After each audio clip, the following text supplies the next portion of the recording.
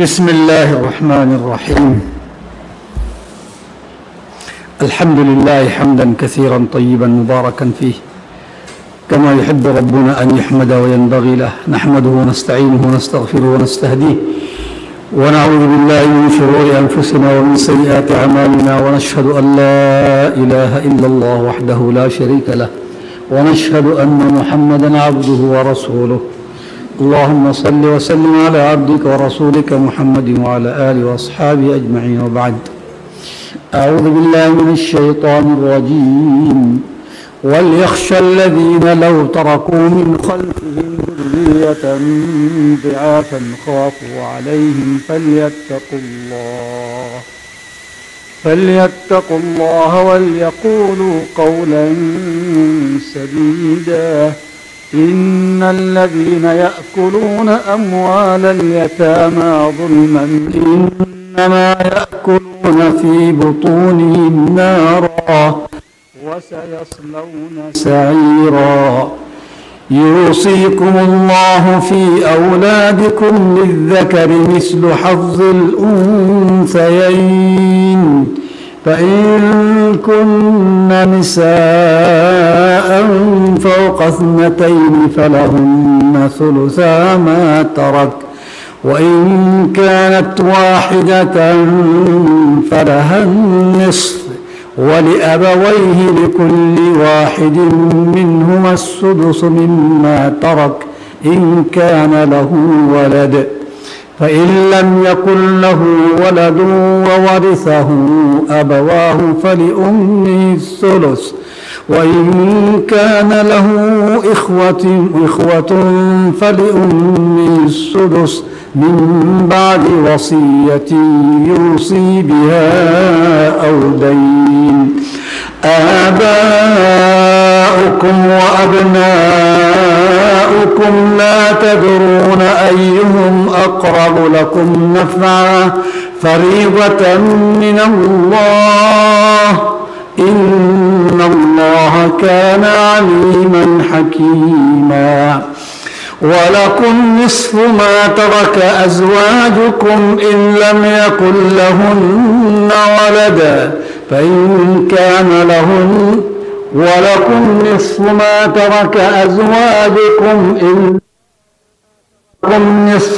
ترك أزواجكم إن لم يكن لهن ولدا، فإن كان لهن ولد فلكم الربع مما تركن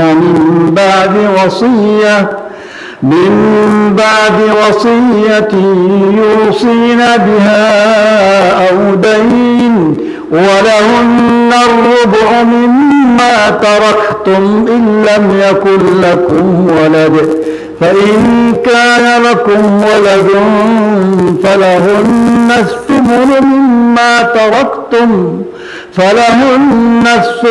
مما تركتم من بعد وصية توصون بها أو دين. وإن كان رجل يورث كلالة أو امرأة وله أخ أو أخت فلكل واحد منهما السدس، فإن كانوا أكثر من ذلك فهم شركاء في الثلث من بعد وصية يوصى بها أو دين غير مضار، وصية من الله، والله عليم حليم. تلك حدود الله، ومن يطع الله ورسوله يدخله جنات تجري من تحتها الأنهار خالدين فيها، وذلك الفوز العظيم. ومن يعص الله ورسوله ويتعد حدوده ومن يعص الله ورسوله ويتعد حدوده يدخله نارا خالدا فيها وله عذاب مهين. آیت نمبر 10. ان الذين يأكلون اموال اليتامى ظلما.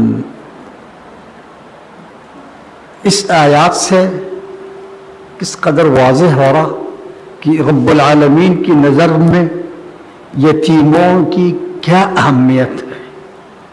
دیکھو 10 آیات تک سورۃ النساء شروع سے سارے یتیموں کے بارے میں بات، بلکہ نکاح 2 3 4 کی اجازت بھی یہ یتیموں کی وجہ سے، اور بیچ میں صداق حق مہر وغیرہ کی بات کی، اور اس کے بعد پھر یتیم کی بات آ رہی. کیا حکمت ہے؟ جبکہ یتیم کی بات ہو رہی شروع سے اختتام تک سارے یتیم کی بات ہونی چاہیے، صحیح ہے، لیکن بیچ میں کچھ اور مواضع اللہ نے داخل کی، پھر یتیم کی بات. کیا مقصد؟ واضح کر رہا ہے کہ یتیم کی اس قدر اہمیت ہے اللہ کی نظروں میں. مثال، اگر میں امجد کے پاس آتا ہوں کچھ مسائل لے کے، وہ مسائل پیش کر کے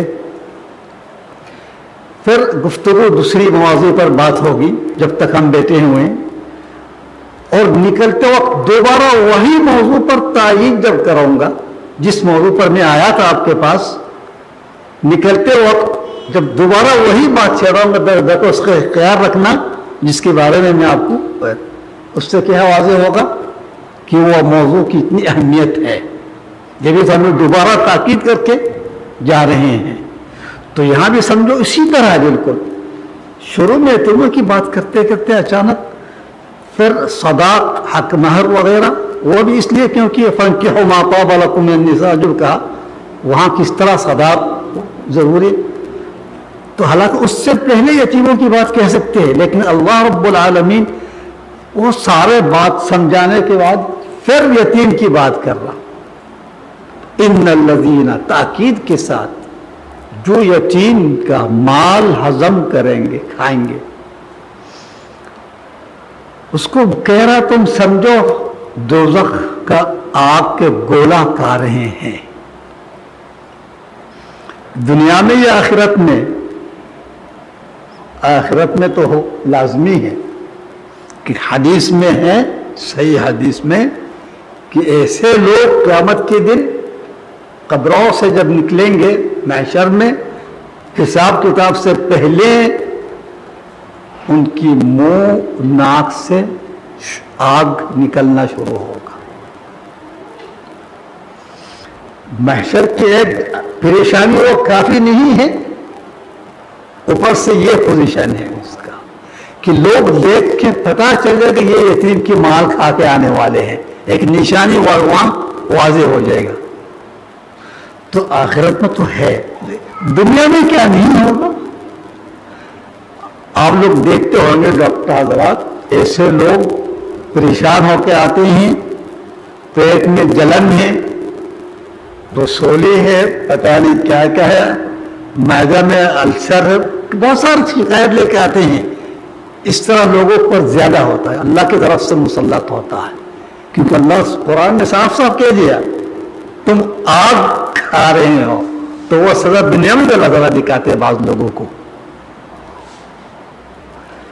یعنی اس قدر خطرناک چیز ہے یتیموں کی حقوق. انما یأکلون فی بطونہم نارا وسیصلون سعیرا. ترجمہ تو آپ کے سامنے ہے. سعیر دوزخ ہے، آگ ہے، اس میں داخل ہوں گے. داخل ہونے سے پہلی نشانی اللہ تعالیٰ دکھائیں گے اس کو. اب جب بات ہو رہی یتیموں کی مال حقوق، اس سے پہلے بتا دیا کہ للرجال نصیب مما ترک الوالدین والاقربون، مردوں کے لیے حصہ ہے وراثت میں، خواتین کے لیے حصہ ہے. اب اس کی تفصیل بتا رہا ہے اس آیات میں، جو آیات نمبر 11. یوصیکم اللہ، دیکھو آپ ذرا غور سے پڑھے آیات. حالانکہ یہاں حکم بھی ہو سکتا ہے، یأمرکم اللہ بھی ہو سکتا ہے، فی اولادکم، امر حکم، لیکن اللہ نے حکم نہیں کہا، بولا تمہیں وصیت کر رہا. وصیت کب کرتے ہیں انسان؟ کس کے لیے کرتے ہیں؟ کون کرتے ہیں؟ بھائی وصیت آپ ان کے لیے کریں گے جو آپ کا بہت زیادہ پیارا ہوگا، محبوب اولاد. تو جب آپ دیکھیں گے مجھے جانے کے وقت قریب ہو، محسوس کریں گے تو کچھ وصیت کریں گے اس کے لیے. حالانکہ وارث کے لیے وصیت جائز نہیں ہے، مثال دے رہا ہوں. تو یہ محبت کی تقاضا ہے. اس کا مطلب اللہ تعالیٰ اپنے بندوں سے اس قدر محبت کرتے ہیں. اس حدیث کی تشریح اس آیات سے ہو رہا، جس حدیث میں کہا اللہ تعالیٰ اپنے بندوں سے 70 ماؤں سے زیادہ محبت رکھتے ہیں، اس حدیث کی واضح اس آیات سے ہو رہا. اگر محبت نہیں کرتے اللہ تعالیٰ تو وصیت کیوں کر رہے ہیں؟ اور وہ بھی کس کے لیے؟ آپ کے اپنے اولاد کے لیے. آپ کے اولاد آپ کو خود پیارے ہیں، اوپر سے اللہ تعالیٰ بھی وصیت کر رہا ہے. حکم نہیں، حکم وصیت میں کیا فرق ہے؟ بھائی حکم کبھی عدولی بھی کر سکتے ہیں، مان بھی سکتے ہیں، کبھی نظر انداز بھی کر سکتے ہیں، لیکن جہاں وصیت ہے وہ 100% نبھانا پڑتا. آج تک میں نہیں دیکھا کوئی وصیت کو نظر انداز کرتے ہیں. مرحوم کی وصیت ہے، اس کو کرنا ہی ہے. تو اللہ تعالیٰ یہاں وصیت کہا، بولا یوصیکم اللہ. کیا وصیت؟ تمہارے اپنے اولاد کے لیے. فی اولادکم، للذکر، ذکر یعنی نر، اولاد لڑکے، ذکور، مثل حظ الانثیین، 2 انثى کی برابر اس کی نصیب ہوگا لڑکا کا. اب آیات اگر اس طرح ہوتا، یوصیکم اللہ فی اولادکم للانثیین مثل حظ الذکر، معنی وہی ہوتا. 2 خواتین کی جو نصیب ہے وہ 1 مرد کا، معنی وہی ہے. لیکن رب العالمین منسوب کس طرف کیا؟ نساء کی طرف. للذکر مثل حظ الانثیین، یعنی اصل کیا ہے؟ انثیین.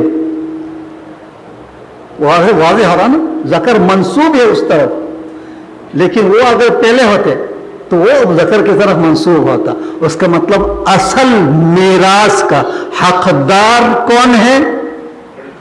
لڑکی ہے. ذکر سے زیادہ میراث کا حقدار انصاف کے مطابق لڑکیاں ہیں. اس کے بعد للذکر مثل حظ الانثیین، 2 لڑکیوں کی برابر. ٹھیک، یا تو اس طرح بھی کہہ سکتے ہیں للانثى نصف حظ الذکر، پھر بھی معنی واضح ہو جاتے ہیں. ایک انثى کی نصف ذکر کی، لیکن اللہ نے منسوب اس طرف کر دیا، آپ کو اس طرف، یعنی وہ اصل ہے، آپ فرع ہے، دوسرا ہے. جب اصل میراث کا حقدار انثى عورت ہے یا لڑکی ہے، پھر اس کے آدھا کیوں؟ مرد کی زیادہ کیوں؟ ہم اللہ سے زیادہ تھوڑی جانتے ہیں حکمت کیا ہے. ٹھیک ہے بھائی، اس لیے کہ یہ مرد جو میراث لے رہے ہیں آگے جا کے ان کو شادی بھی کرنی ہے، تو وہاں حق مہر بھی دیں گے. وہ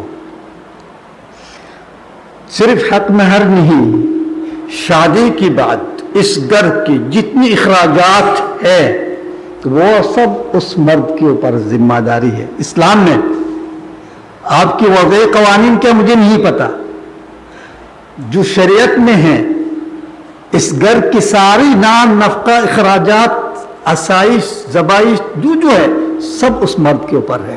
اسلام میں جہیز کہتے ہیں یا جہیز کہتے ہیں، اس کا کوئی تصور نہیں ہے اسلام میں۔ بھائی جہیز وغیرہ تو ہم یہاں آ کر دیکھ رہے ہیں،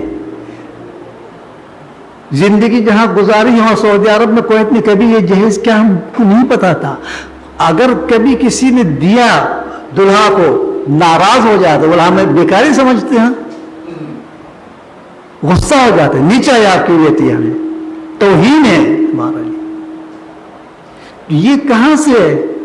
جہیز کہاں سے آ گیا؟ اس جہیز کی مصیبت سے تو لڑکیاں ماں باپ کے گھروں میں بوڑھی ہو رہی ہیں، ہر کسی کے نصیب میں نہیں ہے، اور لوگ دیکھتے ہیں غریب لوگ کیا دے سکیں گے ہمیں، کوئی رشتہ لے کے نہیں جاتے ہیں، اور اگر گیا بھی دے نہیں سکتے ہیں۔ اللہ تعالیٰ رحیم یہ نہیں، اسلام میں ایسا کبھی نہیں کہیں گے اللہ تعالیٰ۔ اصل میں ہندو رسم ہے، کیونکہ ہندو لڑکی وہاں میراث کا حقدار نہیں ہے ہندو مذہب میں، اس لیے جب وہ شادی کر کے جاتی ہے پہلے سے کچھ دے دیتے اس کو،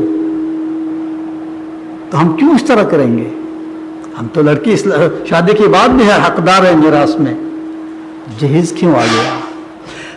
تو یہ معاملہ جو ہے سارے ذمہ داری اس مرد کے اوپر ہے، اس لیے اگر اس کو ڈبل حصہ دیا، اگر عورت 10,000 مل رہی ہے اور اس نے 20,000 مل گیا، ڈبل مل گیا، کون سی زیادتی ہے بھائی؟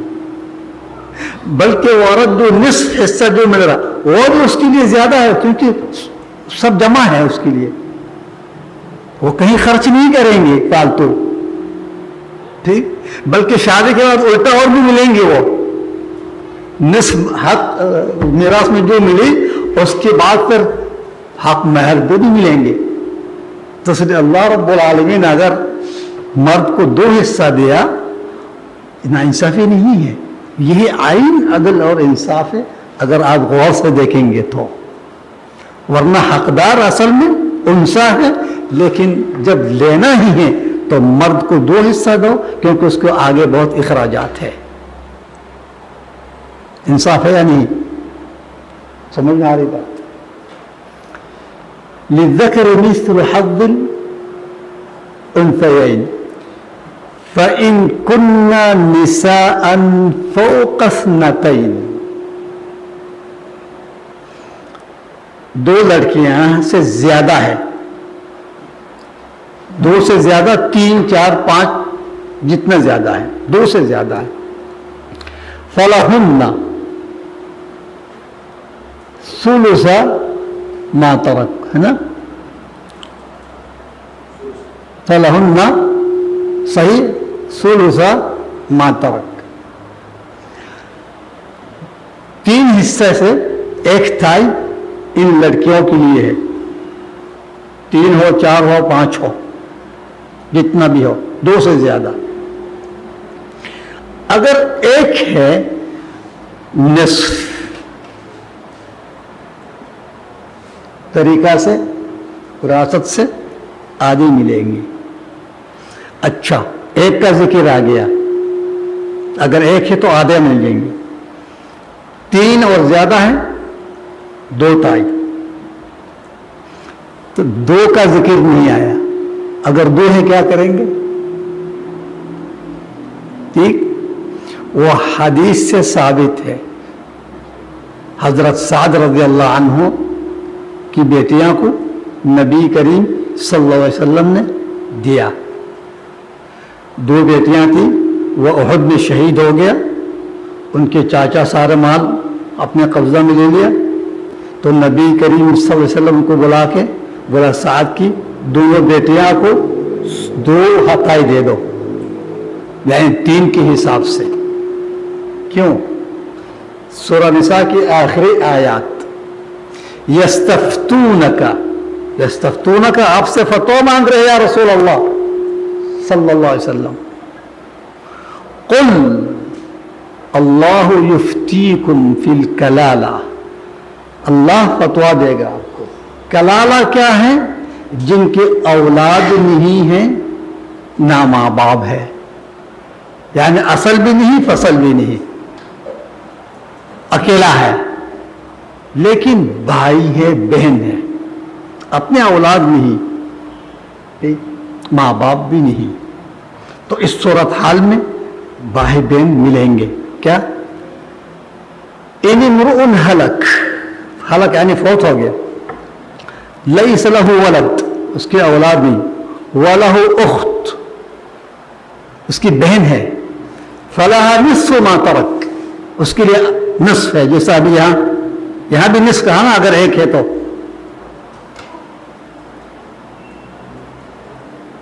वइनकानु इख्वतुन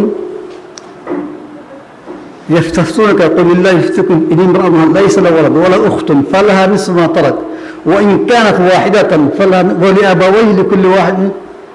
तो बहरहाल उस आयत में वाज़ेह कर दिया अल्लाह ताला ने, अगर उसकी दोनों बहन हैं तो वो लोग दो ताई लेंगे। तो यहाँ नबी सल्लल्लाहु अलैहि वसल्लम इस आयत को देख के क्या कहा?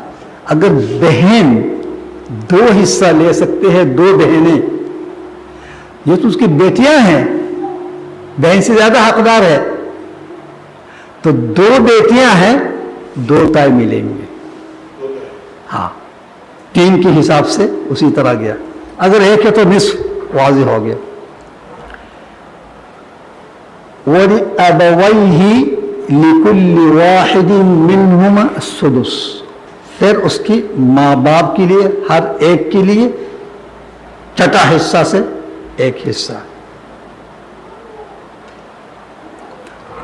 अच्छा, ये दो ताई गया, जब दो ताई गया थी बेटी के लिए, एक रह गया, उस एक को सुदुस करने के लिए, छठा हिस्सा बनाने से कितना तकसीम करना पड़ेगा? 6 हिस्सा, ठीक है, 6 हिस्सा कहा। अब 6 हिस्सा से हर एक के लिए एक एक हिस्सा कहा, यानी मां के लिए एक हिस्सा, बाप के लिए एक हिस्सा हो गया, 4 हिस्सा रह गया। 4 में से भी एक बाप को दिएंगे, क्योंकि लिज़्ज़करि मिस्लु हज़्ज़िल उन्सयैन। अब रह गया 3। अब ये 3 वसीयत में रख सकते हैं आप, कोई और रिश्तेदार को दे सकते हैं। बहरहाल आयातुल मीरास को तफसील यहाँ बताने की ज़रूरत भी नहीं है, क्योंकि अब तफ़हीम देके सब वाज़ेह मिल जाएंगे। फ़त्हुल मजीद है, उसमें भी तफसील से है, इब्न कसीर में भी है, ठीक। इसलिए यहाँ हम जितने ही बताएंगे आपको ज़हन में वो बात याद नहीं रहेगा। जिसको तफसील चाहिए इस मीरास के बारे में, तो बाबुल मीरास में बिल्कुल सब वाज़ेह है, ठीक। और किताबुल फराइज़ भी कहते हैं, उसमें सब मिलेंगे। इसमें आगे कहते हैं ला तदरूना अय्युहुम अक़रबु लकुम नफ़अ, तुम्हारे अपने औलाद और तुम्हारे अपने माँ बाप, इन दोनों में से आपके लिए ज्यादा फायदामंद कौन है, ज्यादा करीब तरीन, ज्यादा मोहब्बत के मुस्तहिक कौन है? ये आप कौन होते हैं फैसला करने वाला? अल्लाह ताला कह रहा ला तदरूना, आपको नहीं पता। आप अपने नजरिया से दोनों को फजीलत दे सकते अपनी मर्जी के मुताबिक। किस तरह? अगर आप कहेंगे यार मेरे माँ बाप मेरे औलाद से ज्यादा हकदार है, वो नहीं होता तो मैं आज इस पोजीशन में नहीं होता। मेरे माँ बाप जितनी मेरे लिए कुर्बानी दी, آج کمانے کے لائق بنایا، اتنا میراث میں چھوڑ کے جا رہا ہوں، یہ احسان کس کا ہے؟ ماں باپ کی ہیں، اس لیے میرے ماں باپ زیادہ مستحق ہے، اس کے میں زیادہ رکھ دوں گا، یہ آپ کی نظریہ ہے۔ اچھا، پھر دوسرا یہ بھی کہہ سکتے یار ماں باپ تو ابھی آخری عمر میں ہیں، آج نہیں کل تو چلا جائیں گے، میرے بیٹے اور بیٹیاں جو ہے ابھی مستقبل میں کڑے ہونے والے ہیں، میراث کی زیادہ حقدار وہی ہے، اس کا کام آئے گا، ماں باپ کا کیا کام آئے گا؟ یہ بھی کہہ سکتے ہیں نہیں؟ ٹھیک، اس کا مطلب ماں باپ کو ترجیح دینے والے دے سکتے ہیں، اپنے اولاد کو ترجیح دینے والے وہ بھی اپنی نظریہ میں صحیح کہہ رہا۔ اس لیے اللہ تعالیٰ کہتے ہیں تم اس بات کو چھوڑ دو، وہ تمہارا کام نہیں ہے کہ آپ کے ماں باپ آپ کے لیے زیادہ فائدہ مند ہیں یا آپ کے اولاد آپ کے زیادہ فائدہ مند ہے، یہ تم نہیں جانتے ہو، میں جانتا ہوں۔ اس لیے جس انداز میں میں تفصیل سے بتا رہا ہوں تم اس پر عمل کرو، یہ نہیں کہو ماں باپ کو صرف 6 حصہ کے 1 حصہ کیوں دیں گے یا اولاد کو ایسا کیوں دیں گے، وہ تمہارا کام نہیں ہے۔ اس لیے کہ لا تدرون ایہم اقرب لکم نفعا، واضح ہو گیا نا؟ فریضۃ من اللہ، بس یہ اللہ نے آپ کے اوپر فرض کر دیا، اس پر آنکھیں بند کر کے عمل کرو۔ دنیا آخرت کا اگر فائدہ آپ چاہتے ہیں، اس لیے آیات کے آخری کے تو وَكَانَ اللَّهُ عَلِيمًا حَكِيمًا، کون آپ کے لیے فائدہ مند ہے، کون نہیں ہے، کون کتنی مستحق ہے، وہ تم اللہ سے زیادہ جاننے والا نہیں، اللہ علیم ہے، جاننے والا ہے۔ صرف جاننے والا نہیں بلکہ حکمت والے بھی ہیں، اسی حکمت سے کس کو کتنا دینا چاہے اس میں حکم دے رہا ہوں۔ اس لیے آیات کی اختتام بھی بالکل اسی طرح وَكَانَ اللَّهُ عَلِيمًا حَكِيمًا۔ اگر آپ کو پتا نہیں کہ اللہ جاننے والے اور حکمت والے بھی ہیں، اللہ خود بتا رہا ہے، پھر بھی اگر منمانی کریں گے اس کا مطلب آپ کے ایمان میں کچھ خلل ہے۔ پھر اپنا آپ کو مومن مت کہو، جب اللہ نے کل کے بتا دی میں علیم و حکیم ہوں۔ آگے وَلَكُمْ نِصْفُ مَا تَرَكَ أَزْوَاجُكُمْ إِن لَمْ يَكُنْ لَهُنَّ وَلَدٌ۔ بہرحال یہ بھی اسی طرح، مگر اس میں سب سے پہلا وصیت اور قرض مقدم ہے، یعنی فوت ہونے والا شخص اگر کچھ وصیت کر کے گیا، وصیت میں بھی 3 حصے سے 1 حصے سے زائد وصیت جائز نہیں ہے۔ حضرت سعد بن ابی وقاص رضی اللہ تعالی عنہ جب بیمار پڑے تھے تو نبی کریم صلی اللہ علیہ وسلم ان کی عیادت کے لیے تشریف لاتے ہیں، تو اس وقت سعد بن ابی وقاص رضی اللہ عنہ فرماتے میں ایک مالدار شخص ہوں، میرے اتنے مال ہے تو میں اللہ کی راہ پر کچھ وصیت کرنا چاہ رہا ہوں، خرچ کرنا چاہ رہا ہوں، میں کر دوں؟ بولا نہیں۔ بولا اچھا نصف کر دوں یا رسول اللہ؟ بولا نہیں، نصف بھی نہیں، ثلث۔ ثلث اردو میں کیا کہتے ہیں؟ تیسرا حصہ، 1 تہائی کہتے ہیں نا، 1 تہائی۔ تو جب سعد بن ابی وقاص نے خود کہا ثلث دے دو یا رسول اللہ، تو یہاں نبی کریم صلی اللہ علیہ وسلم کہتے ہیں چلو ثلث دے دو، والثلث کثیر، ثلث بھی زیادہ ہے لیکن آپ ثلث دے دو، کوئی بات نہیں ہے۔ پھر کہا انک ان تدع ورثتک اغنیاء، ورثتک تدع یعنی آپ چھوڑ دیں گے اپنے ورثاء کو اغنیاء، اس سے بہتر ہے کہ لوگوں کے سامنے ہاتھ پھیلائے جا کے کسی کے محتاجی سے بچیں گے، یہ اللہ کو زیادہ پسند ہے، اس کو محتاج چھوڑ کے نہیں جاؤ۔ اس لیے اگر اس نے کچھ وصیت کی ثلث کی حد تک، پہلے اس وصیت کو نافذ کرو میراث تقسیم کرنے سے پہلے۔ یا قرض ہے، مقروض ہے، سند ہے، جس نے دی سب کچھ ہے، اس نے لکھ بھی دیا فلاں کی اتنا ہے، فلاں اتنا، فلاں اتنا ہے. سب سے پہلا یہ دونوں کام کرنا ہی ہے آپ کو. اس کے بعد جو بچ گیا وہ اسی آیات کے روشنی میں حساب سے آپ تقسیم کریں. بعد وصیۃ یوصی بہا او دین.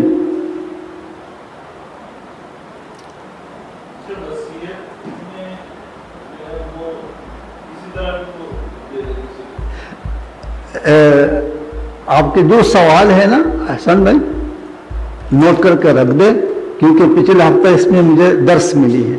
اس طرح سوالات کی وجہ سے ہمارا اپنے موضوع سے ہٹ گیا تھا بالکل، تقریباً 20-15 منٹ اس میں چلا گیا.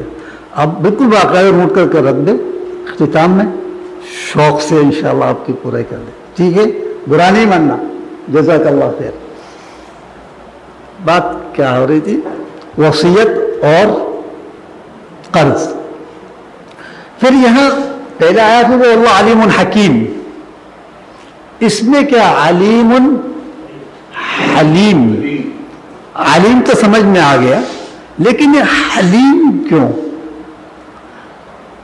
یہ جہاں وصیت کہہ رہا ٹھیک، اور یا تو دین. آپ کے دل میں کچھ خرابی پیدا ہوئی، میں ماں کو اتنا دینا نہیں چاہ رہا، باپ کو باپ اتنا کیوں لیں گے، فلاں اتنا کیوں لیں گے، ٹھیک، بیٹی کو دینا چاہ رہا، تو ایک تحریر لکھ دیں گے میں بیٹی کا مقروض ہوں. کسی اور کے نام سے تو نہیں کر سکیں گے، وہ کھا لیں گے، لیکن اپنی بیٹی کے لیے تو کر سکتے ہیں، تو بیٹا کے لیے تو کر سکتے ہیں کہ بیٹی کا اتنا حق ہے میرے اوپر، میں نے ادھار لیا تھا، بیٹا کا اتنا حق ہے. ٹھیک، تو اس طرح کچھ ہیرا پھیری کر کے دینے کی کوشش کریں گے. اس لیے اللہ رب العالمین کہتے تم یہ کر کے دنیا کے لوگوں کے سامنے تو بچ جاؤ گے، لیکن اللہ جو علیم ہے، جاننے والے ہیں، اس سے کہاں بچاؤ گے؟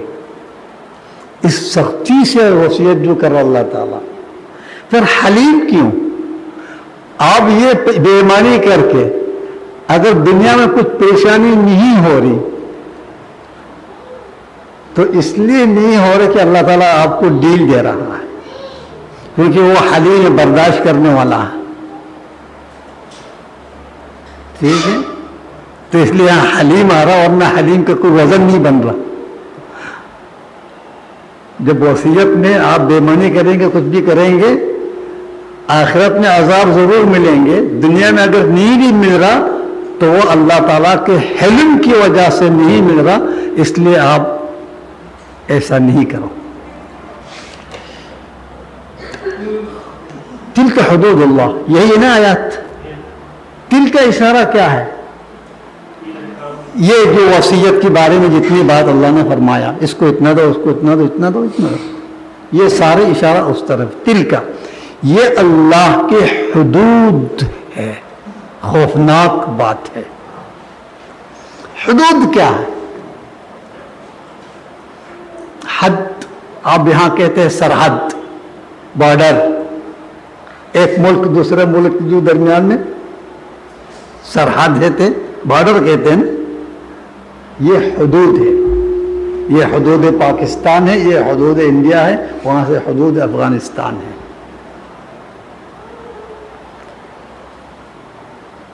اور آپ نے مکان جب بناتے ہیں وہاں بھی اپنے اپنے حدود کے حساب سے بناتے ہیں. آپ کی دیوار آپ کے پڑوسوں کی دیوار سے لگ رہے ہیں، اس کی زمین ایک بالش بھی آپ نہیں لے سکتے ہیں، یہ آپ کی حدود ہے. ٹھیک. اور جہاں مزارعین کاشتکار، وہاں بھی اپنا اپنا جگہ پہ حدود اس کو پتہ ہے، ایک دوسرے کی حدود نہیں آئی ہے. لیکن میں اپنے زمین میں کچھ سبزی اگا رہا ہوں، میرے پڑوسی اپنی زمین میں چاول اگا رہے ہیں، تو چاول کو پانی زیادہ چاہیے، ہے نا، سبزی کو اتنا نہیں چاہیے. تو اس صورت حال میں جو چاول اگا رہے ہیں تو اس کو کم از کم 10-20 فٹ آگے چھوڑ کے پھر کام کرنا پڑے گا، ورنہ اس کی پانی کی وجہ سے میرا فصل تباہ ہو جائے گا۔ یہ بھی دیکھنا پڑے گا، اس کی ذمہ داری ہے۔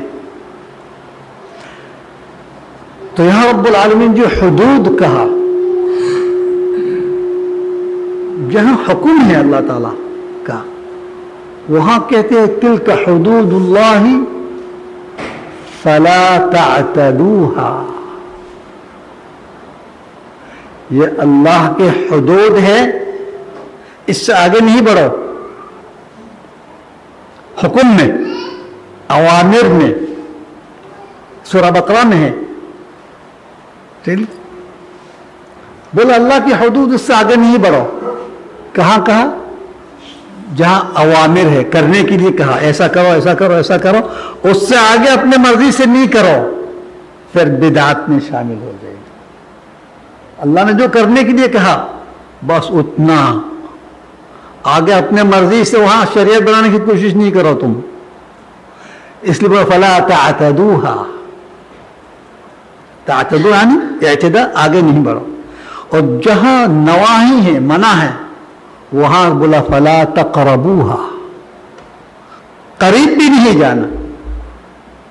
اس لیے آدم کو کیا کہا؟ لا تأکل الشجرہ نہیں کہا، بولا لا تقرب هذه الشجرہ، اس کے قریب بھی نہیں جانا، کیونکہ اگر قریب گیا تھوڑا تھوڑا پھر نفس کی خواہشات کمزور ہو جائیں گے۔ شراب کے بارے میں کیا کہا؟ بولا فاجتنبوها، یعنی دور رہو، اجتناب کرو۔ اگر صرف کہتے مت پیو، چلو ہم بیٹھیں گے نہیں پئیں گے، جہاں شراب پیے وہاں بیٹھیں گے، پئیں گے نہیں، کیا پتا وہ بیٹھے بیٹھے تھوڑا تھوڑا ایک گھونٹ لے کر دیکھ لو یار، بری لوگ سب اس طرح ہی کرتے۔ اس لیے اللہ تعالیٰ بولا قریب بھی نہیں جاؤ۔ اس لیے جہاں حدود میں نواہی ہیں وہاں ہمیشہ اللہ تعالیٰ کہتے فلا تلک حدود اللہ فلا تقربوها، قریب بھی نہیں جاؤ۔ اور جہاں اوامر ہے فلا تعتدوا، آگے مت بڑھو۔ اس آیات میں کیا کہا؟ تلک حدود اللہ، نہ تقربوها کہا اور نہ تعتدوها کہا۔ کیوں؟ کیونکہ اس میں اوامر بھی ہے، اس آیات میں نواہی بھی ہے، دونوں ہیں۔ جب دونوں ہیں تو ہم یہاں نہ تو تعتدوها کہہ سکتے ہیں، نہ تقربوها کہہ سکتے ہیں، کھلا چھوڑ دیا اللہ نے۔ سمجھ میں آ رہی بات؟ تلک حدود اللہ، بس یہ اللہ کے حدود ہے، اس پر آپ لوگ بریک لگاؤ۔ جب اس پر قائم رہیں گے، وَمَنْ يُطِعِ اللَّهَ وَرَسُولَهُ، ان احکامات پر جو قائم رہیں گے، اطاعت کریں گے، کیا ہوگا؟ يُدْخِلْهُ جنات۔ بھئی اس آیات میں صرف اتنا کہنا بھی کافی ہوتا ہے وَمَنْ يُطِعِ اللَّهَ يُدْخِلْهُ جنات، کیونکہ اس آیات میں رسول کا کوئی حکم نہیں ہے بالکل۔ آیات المیراث میں ابھی جو ہم پڑھ رہے ہیں اس میں رسول کا کوئی حکم بالکل نہیں ہے، جو ہے سب اللہ کا حکم ہے۔ ایسا کرو، اس کو اتنا دو، اس کو مت دو، وصیت اس طرح کرو، یہ تعلیمات اللہ ڈائریکٹ حکم کر رہا ہے۔ جب اللہ تعالیٰ ڈائریکٹ حکم کر رہا ہے تو یہ کہنا کافی ہوتا ہے وَمَنْ يُطِعِ اللَّهَ يُدْخِلْهُ جَنَّاتٍ تَجْرِي، جو اللہ کی اطاعت جو کرتے ہیں، حکم مانتے ہیں، اس کو جنت میں تو رسول کو لانے کی وجہ اس لفظ سے واضح ہو گیا کہ اللہ رب العالمین نے اپنے حبیب رسول کو اختیار دیا، اللہ کے حکم سے اپنی طرف سے کچھ احکامات شریعت نافذ کریں گے، مگر ہم دیکھ رہے ہیں رسول اپنی مرضی سے کہہ رہے ہیں، لیکن ایسے نہیں، وہ اللہ کے حکم سے کر رہے ہیں، کیونکہ رسول اللہ کے حکم کے بغیر کچھ نہیں کرتے ہیں۔ وَمَا يَنطِقُ عَنِ الْهَوَىٰ إِنْ هُوَ إِلَّا وَحْيٌ يُوحَىٰ۔ دین اور شریعت کے بارے میں رسول اکرم صلی اللہ علیہ وسلم ایک لفظ بھی اپنے طرف سے نہیں کہتے ہیں سوا وحی کے ذریعے۔ اس لیے نبی کریم صلی اللہ علیہ وسلم کہتے ہیں مجھے اللہ تعالیٰ صرف یہ قرآن نہیں دی، اس کے برابر اور بھی وحی دی۔ ٹھیک، تو اس لیے نبی کریم صلی اللہ علیہ وسلم نے جو کہا اگر اس طرح نہیں ہوتا، آج ہم شک کرتے ہیں نبی پر، نعوذ باللہ. کیا کہا؟ یہ جو انکار حدیث آج ایک فتنہ جو چل رہا، عن معد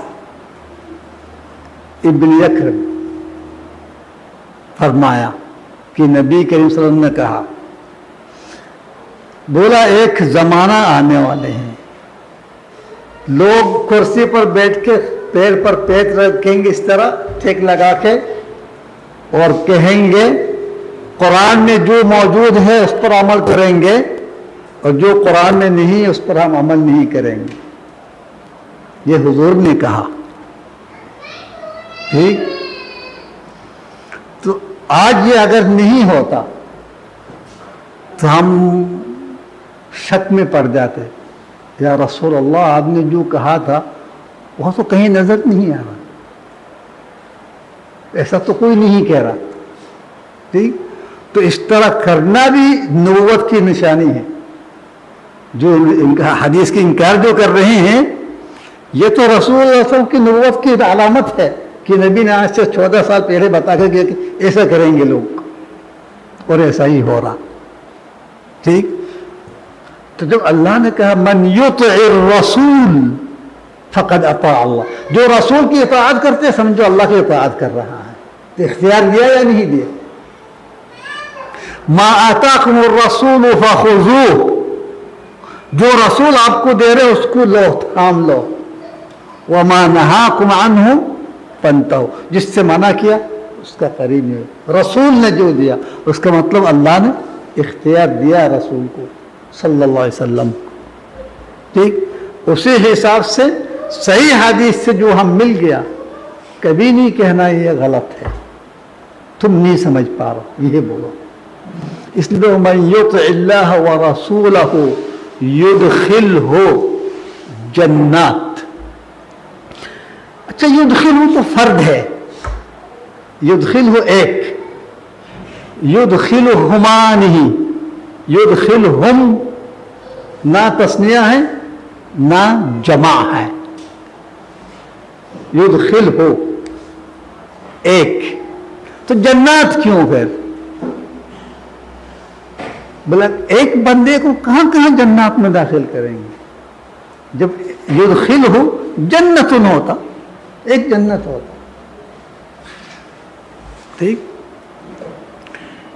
بھائی اب یہ نہیں سمجھو ہمیشہ صیغہ واحد فرد صرف فرد کے لیے ہوتا. مثلا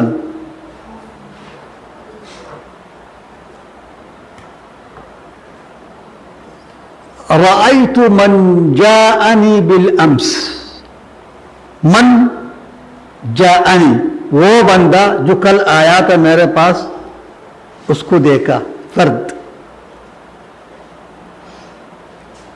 اچھا، دو کے لیے اگر کہوں گا ضروری ہی تثنیہ، رأيت من جاءني، رأيت من جاءني یہاں دو کے لیے بھی ہوگا. رأيت من جاءني بالأمس جمع کے لیے بھی ہوتا ہے، جاؤنی کہنے کی ضرورت نہیں. ٹھیک، تو یہاں اگر رب العالمین نے کہا یدخلہ صیغہ فرد ہے، لیکن اس میں تثنیہ بھی آ سکتا ہے، جمع بھی آ سکتا ہے.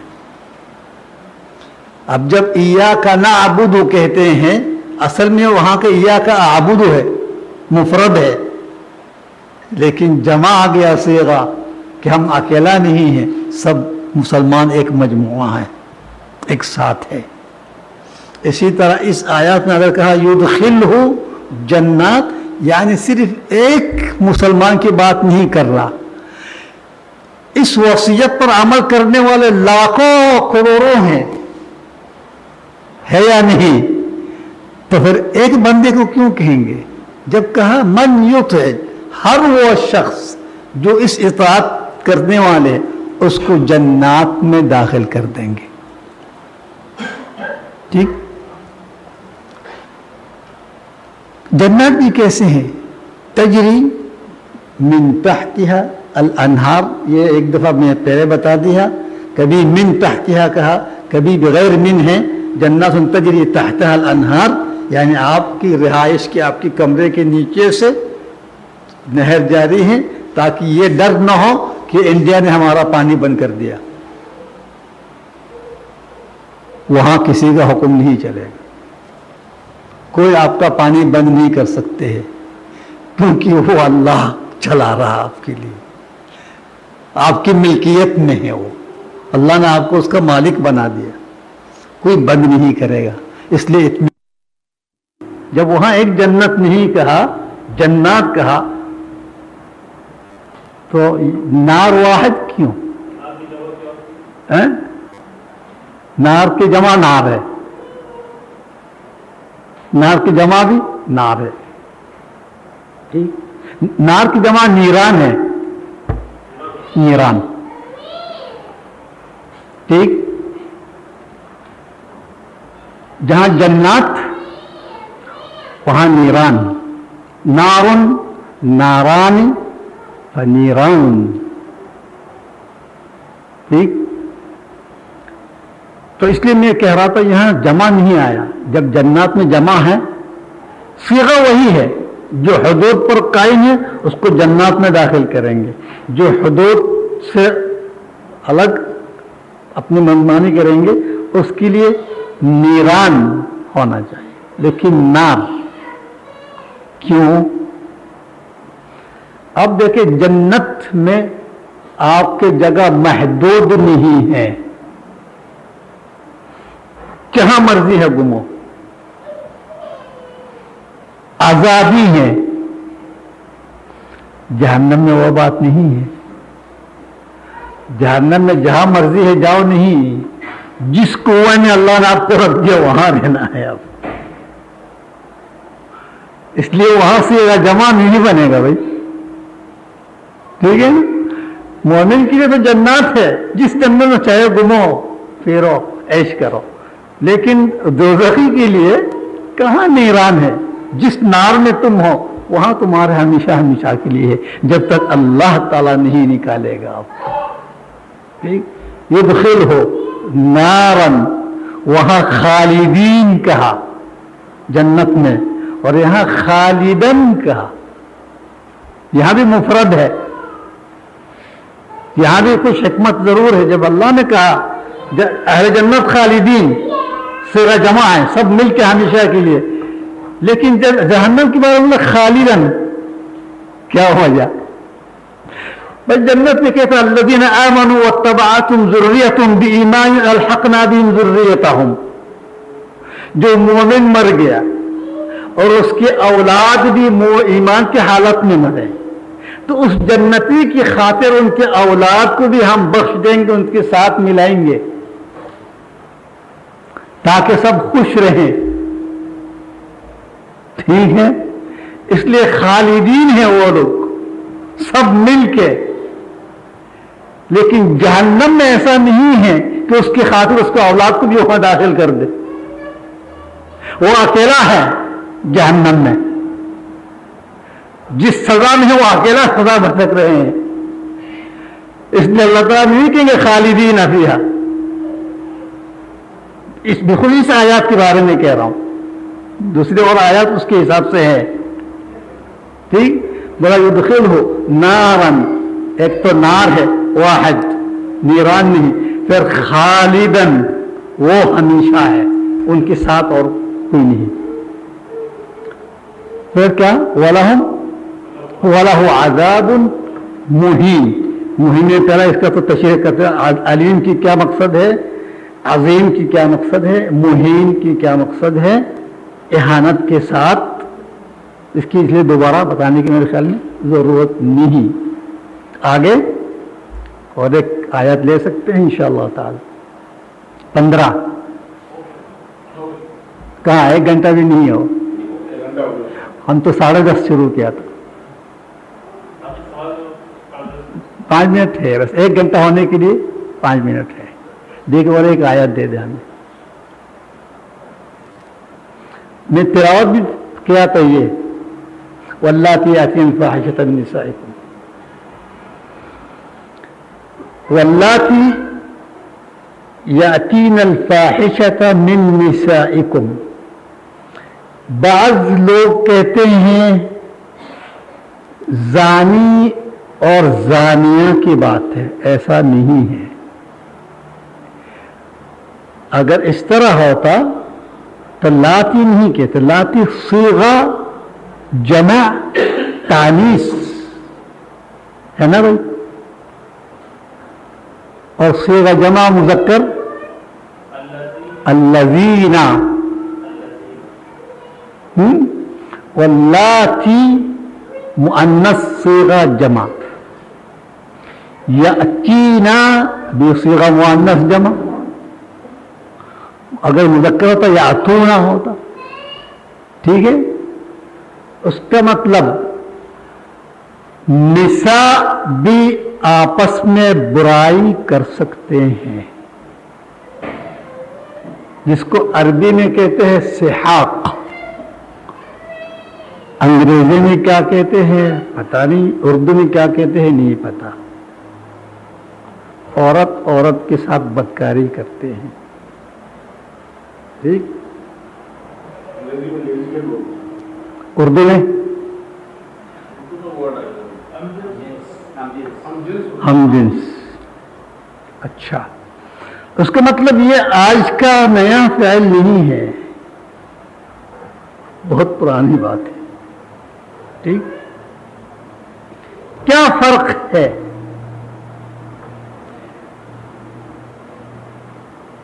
زنا سے ایک بچہ پیدا ہوگا، اس بچے کو مار کے پھینک رہے ہیں آج کے دور میں، لیکن پہلے دور میں اس طرح نہیں کرتے تھے۔ کیا کرتے تھے؟ اپنے عیب چھپانے کے لیے کم از کم فجر سے پہلے مسجد کی دروازے میں چھوڑ کے جاتے تھے۔ دیکھو زانیہ کو بھی پتا ہے کہ یہ مسجد میں آنے والے اللہ والے لوگ ہیں، کوئی اٹھا لیں گے، پرورش کریں گے، مسجدوں کے سامنے پھینک کے جاتے تھے۔ یا تو کوئی مالدار شخص کی گھر کی چوکٹ کے سامنے، گیٹ کے سامنے پھینک کے جاتے، یا اگر وہ عورت خود مالدار ہے ساتھ کچھ مال بھی رکھ دیتی تھی کہ اگر کسی نے اٹھا لیا، غریب لوگ بھی اٹھا لیا تو اس کو پرورش کرنے کے کچھ ملیں گے، یعنی رحم اس وقت موجود ہے، آج وہ بھی ختم ہے۔ تو ایسا کیوں؟ حالانکہ یہی کام بھائی ایک دولت مند انسان کی ایک اکلوتی بیٹی ہے، بہت پیاری، بہت خوبصورت، ایک نوجوان روز وہاں آ کے چکر لگاتا ہے، کھڑکی کے سامنے چکر لگا رہا، باپ دیکھ کے کیا کریں گے؟ یا تو اس کو شوٹ کر دیں گے، یا تو محلے والا کو بلا کے سزا دیں گے، یا تو رپورٹ درج کرائیں گے، یہ ہے نا۔ اچھا، یہی شخص چکر نہیں لگا رہا، ڈائریکٹ آ کے ماں باپ سے مل رہے ہیں، رشتہ لے کے آ رہے ہیں، تو اس وقت کیا کریں گے ماں باپ؟ خوشی کی اظہار کریں گے۔ کیوں؟ کیونکہ اس میں اوامر بھی ہے، اس آیات میں نواہی بھی ہے، دونوں ہیں۔ جب دونوں ہیں تو ہم یہاں نہ تو تعتدوها کہہ سکتے ہیں، نہ تقربوها کہہ سکتے ہیں، کھلا چھوڑ دیں، یا تو رپورٹ درج کرائیں گے، یہ ہے نا۔ اچھا، یہی شخص چکر نہیں لگا رہا، ڈائریکٹ آ کے ماں باپ سے مل رہے ہیں، رشتہ لے کے آ رہے ہیں، تو اس وقت کیا کریں گے ماں باپ؟ خوشی کی اظہار کریں گے، عید ہوگا، اس کے اہل و سالن کہیں گے، کھانے کھلائیں گے، چائے پلائیں گے اور خوشیاں بانٹیں گے۔ کہ ایسا کیوں؟ دونوں میں کیا فرق ہے؟ کیونکہ یہ اللہ کے حکم کے مطابق کام کر رہا اور وہ شیطان کے حکم کے مطابق کر رہا، تو بہت فرق ہے دونوں میں۔ اس لیے ہاں رب العالمین کیا کہتے ہیں؟ وہ عورت جو اس طرح کر رہے ہیں یہ معاشرے کے لیے اچھا ہے؟ پھر آگے کیا ہوگا؟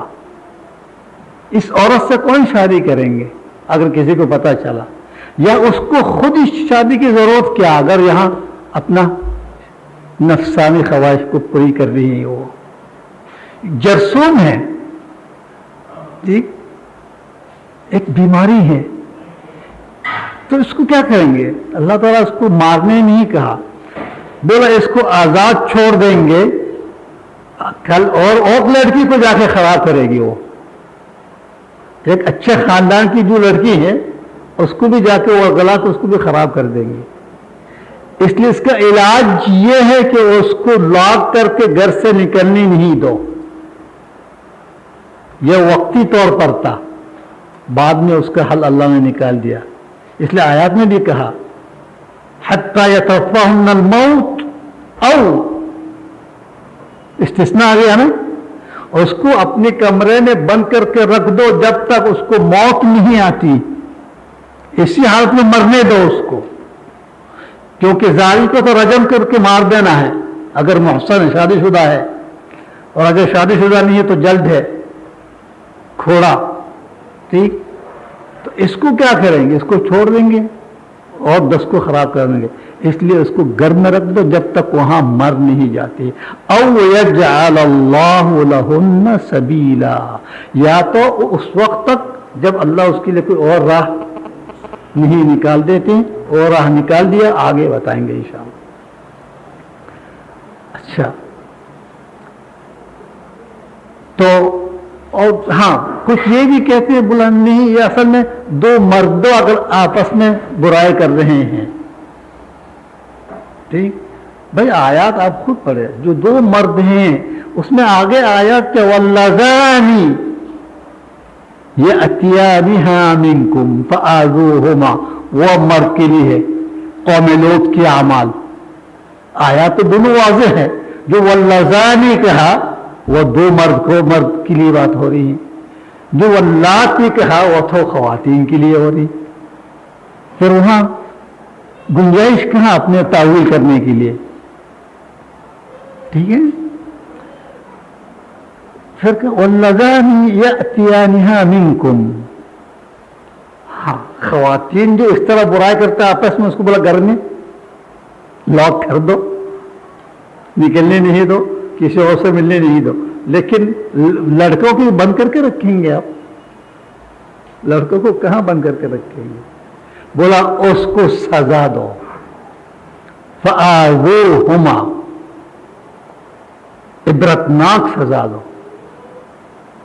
فإن تابا وأصلحا، باز آ گیا، سیدھے راہ پر آ گیا، فأعرضوا عنہما، تو اس کو چھوڑ دو، آئندہ اگر ایسا نہیں کریں گے تو۔ یہ بھی عارضی تھا، یہ دونوں عارضی ہے، مکمل حکم نہیں آیا، ٹھیک ہے۔ ورنہ آج کل آپ کہیں گے دو لڑکے آپس میں برائی کر رہے تھے تو آپ اس کو تھوڑا سا سزا دے کے چھوڑ دیں گے؟ نہیں، اس کے لیے کچھ حکم آ گیا تھا۔ فأعرض عنہما ان اللہ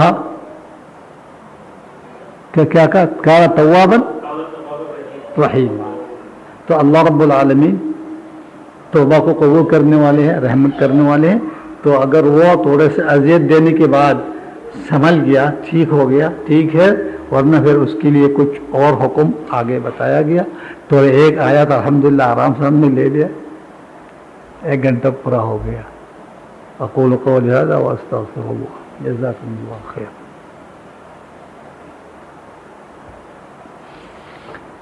اللهم لك الحمد يا عظيم حمد الشاكرين، اللهم لك الحمد كما ينبغي لجلال وجهك ولعظيم سلطانك، اللهم صل على حبيبنا ونبينا محمد وعلى آله وصحبه أجمعين. ربنا آتنا في الدنيا حسنة وفي الآخرة حسنة وقنا عذاب النار. ربنا ظلمنا أنفسنا وإن لم تغفر لنا وترحمنا لنكونن من الخاسرين. اللهم تقبل منا واعف عنا وسامحنا، اللهم كفر عن سيئاتنا وتوفنا مع الأبرار. اللهم أختم بالصالحات أعمالنا، توفنا مسلمين والحقنا بالصالحين اللهم هون علينا سكرات الموت اللهم أعنا على سكرات الموت اللهم بارك لنا في الموت وفيما بعد الموت ربنا لا تزغ قلوبنا بعد إذ هديتنا وهب لنا من لدنك رحمة إنك أنت الوهاب اللهم اشف مرضانا وارحم موتانا واغفر لنا والإخوان المسلمين أجمعين واغفر الوالدين وارحمهم كما ربونا صغارا وصل اللهم على حبيب ونبينا محمد وعلى آله وصحبه أجمعين والحمد لله رب العالمين.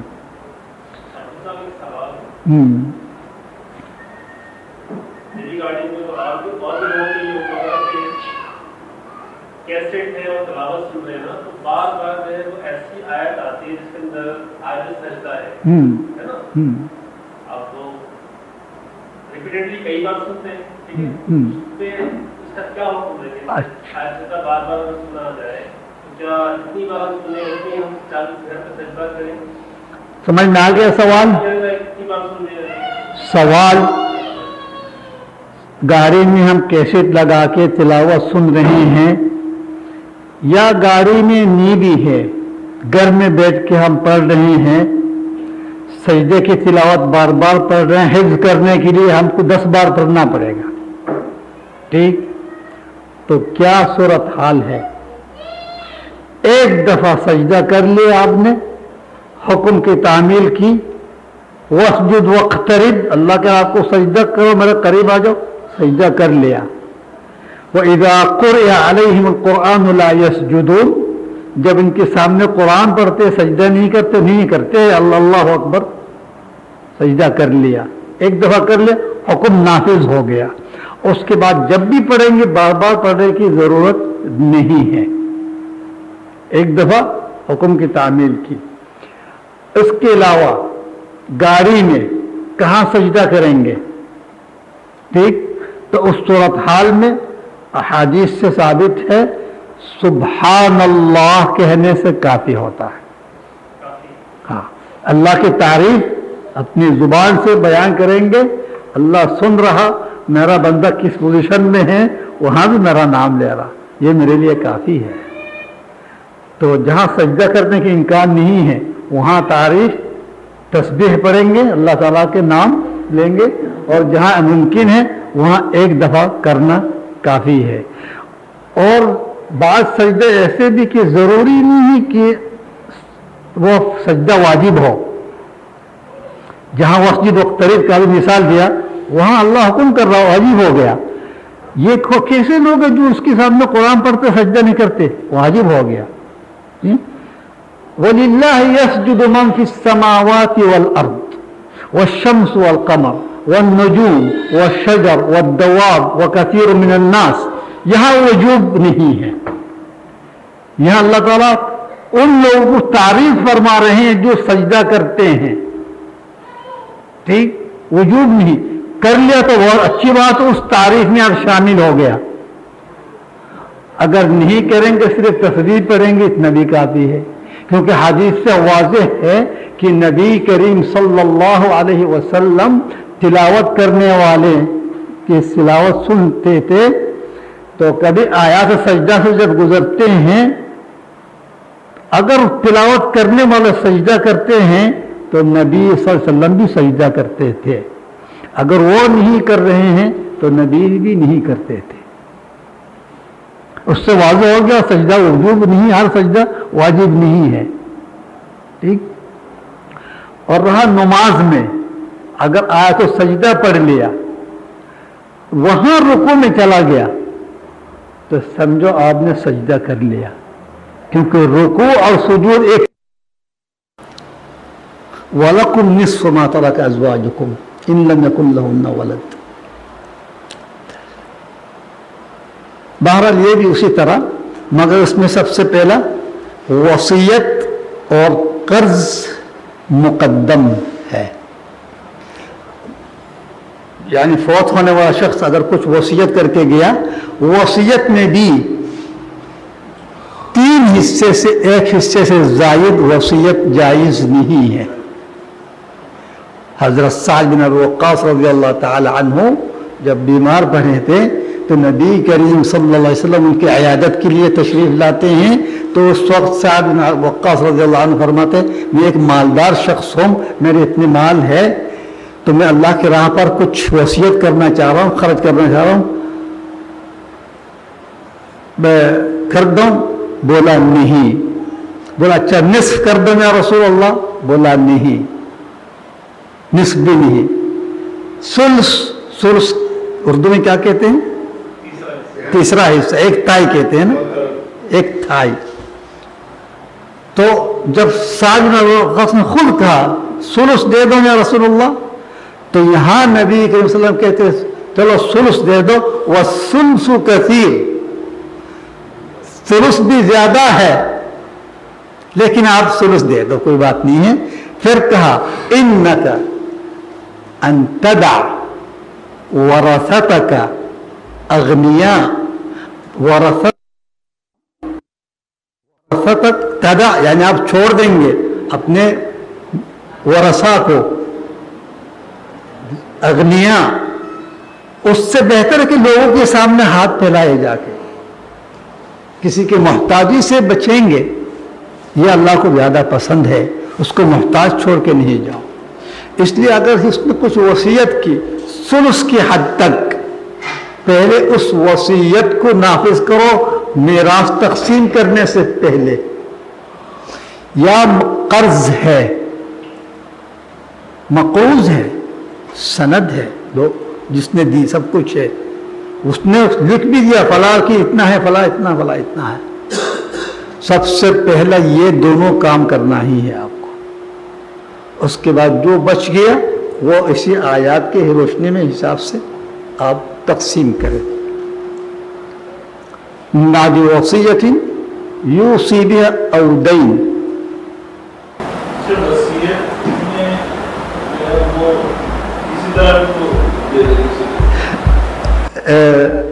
آپ کے جو سوال ہے نا احسن بھائی نوٹ کر کے رکھ دے، کیونکہ پچھلے ہفتہ اس میں مجھے درس ملی ہے، اس طرح سوالات کی وجہ سے ہمارا اپنے موضوع سے ہٹ گیا تھا، بالکل تقریباً 20-15 منٹ اس میں چلا گیا۔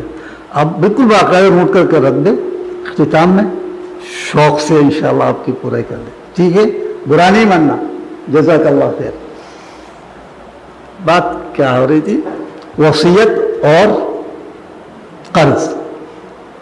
پھر یہاں پہلا آیا تھا وہ اللہ علیم حکیم، اس میں کیا علیم حلیم، علیم تو سمجھ میں آ گیا لیکن یہ حلیم کیوں؟ یہ جہاں وصیت کہہ رہا ٹھیک، اور یا تو دین، اب کے دل میں کچھ خرابی پیدا ہوئی، میں ماں کو اتنا دینا نہیں چاہ رہا، باپ کو باپ اتنا کیوں لیں گے، فلاں اتنا کیوں لیں گے، ٹھیک، بیٹی کو دینا چاہ رہا تو ایک تحریر لکھ دیں گے میں بیٹی کا مقروض ہوں، کسی اور کے نام تو نہیں کر سکیں گے، وہ کھا لیں گے، لیکن اپنی بیٹی کے لیے تو کر سکتے ہیں، تو بیٹا کے لیے تو کر سکتے ہیں کہ بیٹی کا اتنا حق ہے میرے اوپر، میں نے ادھار لیا تھا، بیٹا کا اتنا حق ہے، ٹھیک، تو اس طرح کچھ ہیرا پھیری کر کے دینے کی کوشش کریں گے۔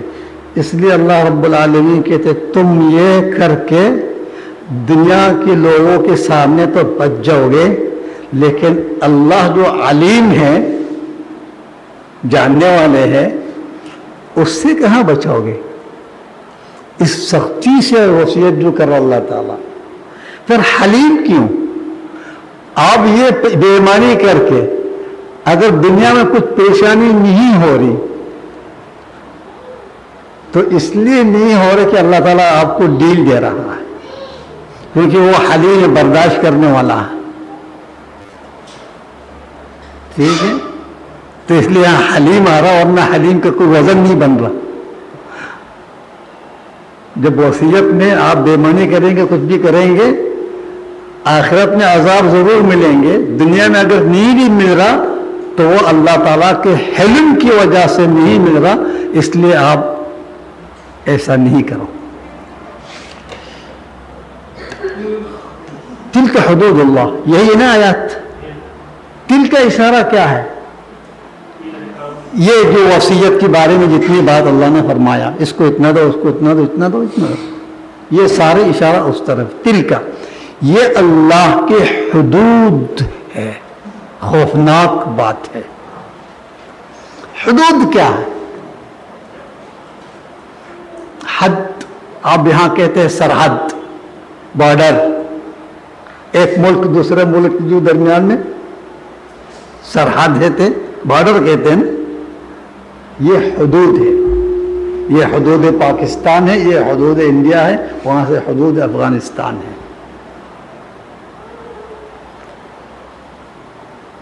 اور آپ نے مکان جب بناتے ہیں وہاں بھی اپنے اپنے حدود کے حساب سے بناتے ہیں، آپ کی دیوار آپ کے پڑوسوں کی دیوار سے لگ رہے ہیں، اس کی زمین ایک بالش بھی آپ نہیں لے سکتے ہیں، یہ آپ کی حدود ہے، ٹھیک۔ اور جہاں مزارعین، کاشتکار، وہاں بھی اپنا اپنا جگہ پہ حدود اس کو پتہ ہے، ایک دوسرے کی حدود نہیں آئی ہے۔ لیکن میں اپنے زمین میں کچھ سبزی اگا رہا ہوں، میرے پڑوسی اپنی زمین میں چاول اگا رہے ہیں، تو چاول کو پانی زیادہ چاہیے، ہے نا، سبزی کو اتنا نہیں چاہیے۔ تو اس صورتحال میں جو چاول اگا رہے ہیں اس کو کم از کم 10-20 فٹ آگے چھوڑ کے پھر کام کرنا پڑے گا، ورنہ اس کی پانی کی وجہ سے میرا فصل تباہ ہو جائے گا،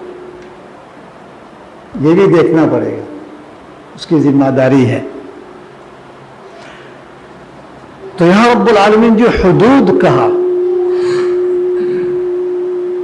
جہاں حکم ہے اللہ تعالیٰ کا، وہاں کہتے ہیں تلک حدود اللہ فلا تعتدوها،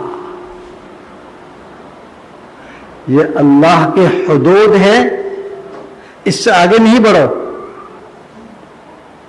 حکم میں، اوامر میں، سورہ بقرہ میں ہے، بولے اللہ کی حدود، اس سے آگے نہیں بڑھو۔ کہاں کہا؟ جہاں اوامر ہے، کرنے کے لیے کہا، ایسا کرو، ایسا کرو، ایسا کرو، اس سے آگے اپنے مرضی سے نہیں کرو، پھر بدعات میں شامل ہو جائے گی۔ اللہ نے جو کرنے کے لیے کہا بس اتنا، آگے اپنے مرضی سے وہاں شریعت بنانے کی کوشش نہیں کرو تم، اس لیے بولے فلا تعتدوها، تعتدو یعنی اعتداء، آگے نہیں بڑھو۔ اور جہاں نواہی ہے، منع ہے، وہاں بولا فلا تقربوها، قریب بھی نہیں جانا۔ اس لیے آدم کو کیا کہا؟ لا تأکل الشجرہ نہیں کہا، بولا لا تقرب هذه الشجرہ، اس کے قریب بھی نہیں جانا، کیونکہ اگر قریب گیا تھوڑا تھوڑا پھر نفس کی خواہشات کمزور ہو جائیں گے۔ آپ شراب کے بارے میں کیا کہا؟ بولا فاجتنبوها، یعنی دور رہو، اجتناب کرو۔ اگر صرف کہتے مت پیو، چلو ہم بیٹھیں گے، نہیں پئیں گے، جہاں شراب پیے وہاں بیٹھیں گے، پئیں گے نہیں، کیا پتا وہ بیٹھے بیٹھے تھوڑا تھوڑا ایک گھونٹ لے کر دیکھ لو یار، بری لوگ سب اس طرح ہی کرتے۔ اس لیے اللہ تعالیٰ بولا قریب بھی نہیں جاؤ۔ اس لیے جہاں حدود میں نواہی ہیں وہاں ہمیشہ اللہ تعالیٰ کہتے فلا تلک حدود اللہ فلا تقربوها، قریب بھی نہیں جاؤ۔ اور جہاں اوامر ہے فلا تعتدوا، آگے مت بڑھو۔ اس آیات میں کیا کہا؟ تلک حدود اللہ، نہ تقربوها کہا اور نہ تعتدوها کہا۔ کیوں؟ کیونکہ اس میں اوامر بھی ہے، اس آیات میں نواہی بھی ہے، دونوں ہیں۔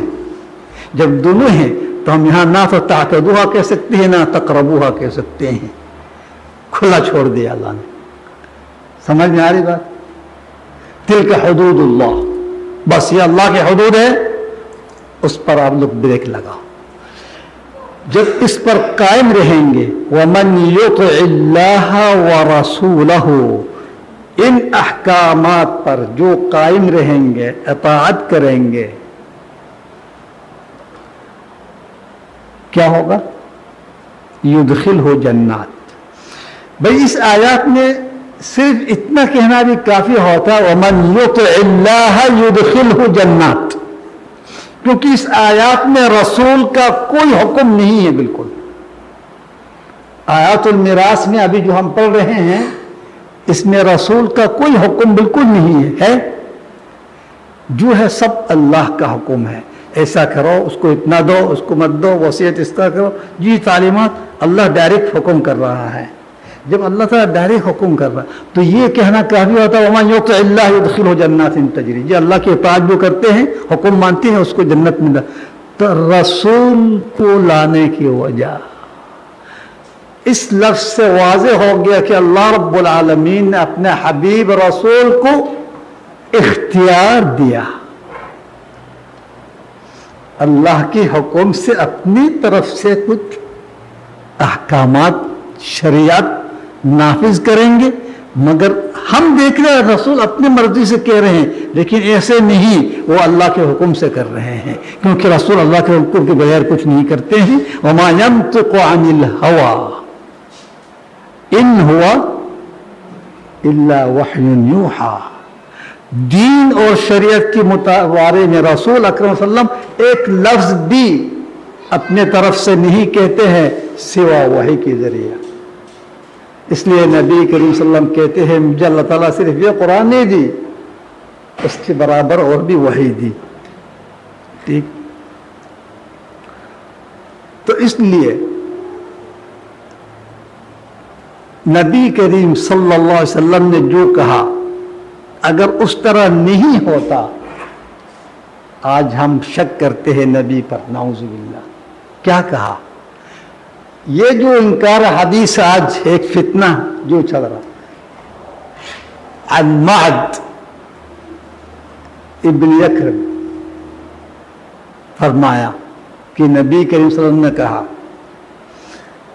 بولا ایک زمانہ آنے والے ہیں، لوگ کرسی پر بیٹھ کے پیر پر پیر رکھیں گے اس طرح ٹیک لگا کے، اور کہیں گے قرآن میں جو موجود ہے اس پر عمل کریں گے، اور جو قرآن میں نہیں ہے اس پر ہم عمل نہیں کریں گے. یہ حضور نے کہا. ٹھیک، تو آج یہ اگر نہیں ہوتا تو ہم شک میں پڑ جاتے، یا رسول اللہ آپ نے جو کہا تھا وہ تو کہیں نظر نہیں آ رہا، ایسا تو کوئی نہیں کہہ رہا. ٹھیک، تو اس طرح کرنا بھی نبوت کی نشانی ہے. جو حدیث کی انکار جو کر رہے ہیں یہ تو رسول اللہ صلی اللہ علیہ وسلم کی نبوت کی علامت ہے کہ نبی نے آج سے 14 سال پہلے بتا کر گیا کہ ایسا کریں گے لوگ، اور ایسا ہی ہو رہا. ٹھیک، تو جب اللہ نے کہا من یطع الرسول فقد اطاع اللہ، جو رسول کی اطاعت کرتے سمجھو اللہ کی اطاعت کر رہا ہے. تو اختیار دیا یا نہیں دیا؟ ما آتاکم الرسول فخذوہ، جو رسول آپ کو دے رہے اس کو لو، تھام لو. وما نہاکم عنہ فانتہوا، جس سے منع کیا اس کا قریب نہیں. رسول نے جو دیا اس کا مطلب اللہ نے اختیار دیا رسول کو صلی اللہ علیہ وسلم. ٹھیک، اسی حساب سے صحیح حدیث سے جو ہم مل گیا، کبھی نہیں کہنا یہ غلط ہے، تم نہیں سمجھ پا رہے، یہ بولو. اس لیے من یطع اللہ ورسولہ یدخلہ جنات. اچھا، یدخلہ تو فرد ہے، یدخلہ ایک، یدخلہما نہیں، یدخلہم نہ تثنیہ ہے نہ جمع ہے. یدخلہ ایک، تو جنات کیوں پھر؟ بلا ایک بندے کو کہاں کہاں جنات میں داخل کریں گے؟ جب یدخلہ جنت ہوتا، ایک جنت ہوتا. ٹھیک، بھائی اب یہ نہیں سمجھو ہمیشہ صیغہ واحد فرد صرف فرد کے لیے ہوتا. مثلا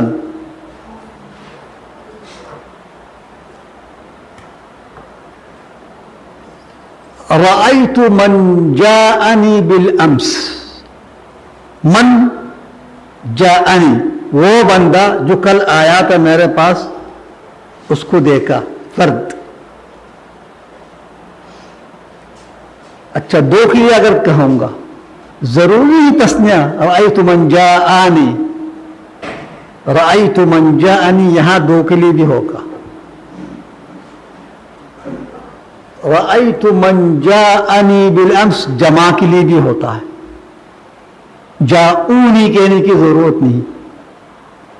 ठीक, तो यहां अगर रब्बुल आलमीन ने कहा युदखिल हो, सीगा फर्द है, लेकिन उसमें तस्निया भी आ सकता है, जमा भी आ सकता है। अब जब इय्याका नअबुदु कहते हैं, असल में वहां के इय्याका अअबुदु है, मुफरद है, लेकिन जमा आ गया सीगा कि हम अकेला नहीं हैं, सब मुसलमान एक मजमुआ है, एक साथ है। इसी तरह इस आयत में अगर कहा युदखिलहु जन्नत, यानी सिर्फ एक मुसलमान की बात नहीं कर रहा, इस वसीयत पर अमल करने वाले लाखों करोड़ों हैं, है या नहीं? तो फिर एक बंदे को क्यों कहेंगे? जब कहा मन युतिअ, हर वो शख्स जो इस इताअत करने वाले, उसको जन्नत में दाखिल कर देंगे। ठीक, जन्नत भी कैसे हैं? तजरी मिन तहतिहा अल अनहार, ये एक दफा मैं पहले बता दिया, कभी मिन तहतिहा कहा, कभी बगैर मिन है।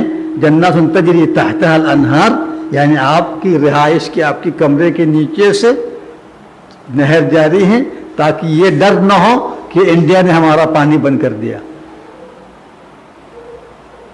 वहां किसी का हुक्म नहीं चलेगा, कोई आपका पानी बंद नहीं कर सकते हैं, क्योंकि वो अल्लाह चला रहा आपके लिए, आपकी मिल्कियत में है वो, अल्लाह ने आपको उसका मालिक बना दिया, कोई बंद नहीं करेगा।